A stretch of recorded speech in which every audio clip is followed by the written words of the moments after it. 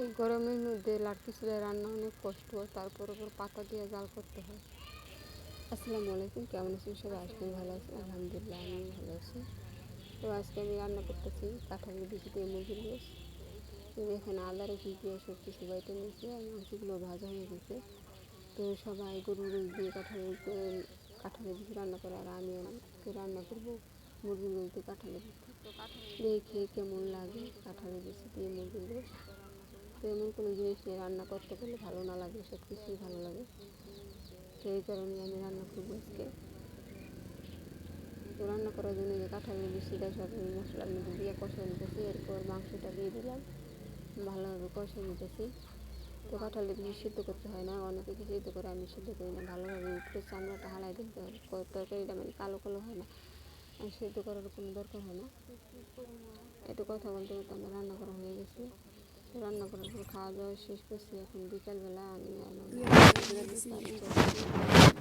তো পরে বুলবুল লাগানো হয়েছে, বাড়িতে কেউই নেই, তো আমরা একটু কাটা জেনে আসছি, বুলবুল কাটবো আর কিছু শাক কাটবো। তো এই যে দেখেন ঝড় হয়েছিল, ঝড়ে বৃষ্টিতে মানে বাতাস আসছিলো তো অনেক, ওই কারণে জামটা পড়ে গেছে, পড়ে যাওয়ার পরও মানে বুলবুল মাসাল্লাহ দিয়ে ভালো হয়েছে। আর মানে পাতাগুলো ছড়াইছে, গাছে ছড়াইছে, এই যে দেখেন বুলবুলগুলো কাটা অনেকগুলো হয়ে গেছে, কাইটাই না এখানে রাখতেছি। আর এই যে এই ক্ষেতে দুইটা ক্ষেত, এক ক্ষেতে এই যে জাংলা পড়ে গেছে, আর এক ক্ষেতে জাংলা পড়ে নেই, কিন্তু এই ক্ষেতের মধ্যে কোনো গাছ বেশি ছড়ায় নাই, একটা একটা যে কটা গাছ আছে হয় নাই। এরপর আমি বুলবুল কাটতেছি, আপনারা দেখেন।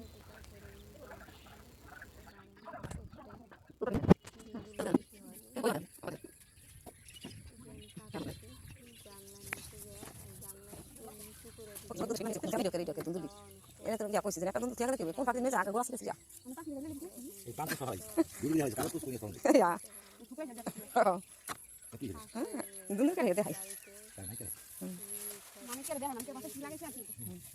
পান রাখছে, পান নাকি পাখি, ওই পানে পোলট্রি রাখছে না, পানগুলো ঠুকরে পাখিতে একদম ছিঁড়ে বিড়ালেছে, এখন পাখিরে বকতেছে। আমি জিজ্ঞেস করলাম যে খালু কি হয়েছে, পাখিরে বকেন তো? আমার পানগুলো সব নষ্ট করে দিয়েছে পাখিতে। তাই নিয়ে আমার মা হাসাহাসি করতেছে।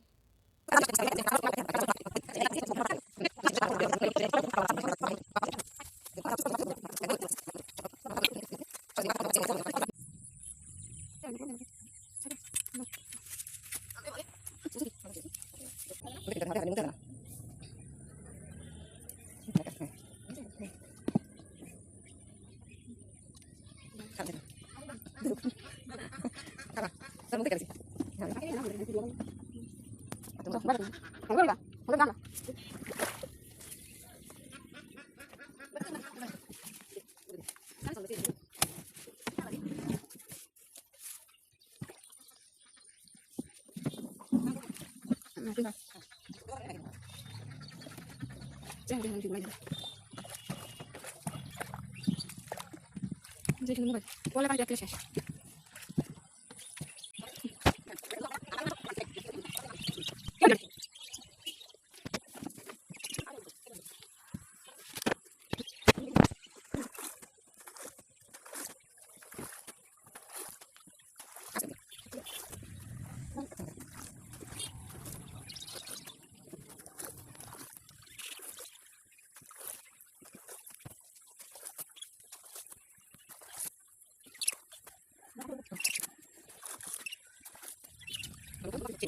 কিন্তু ধরে টিপ দিলেই তো বন্ধ হয়ে যায়, ওই সালা কি মোবাইল বাকি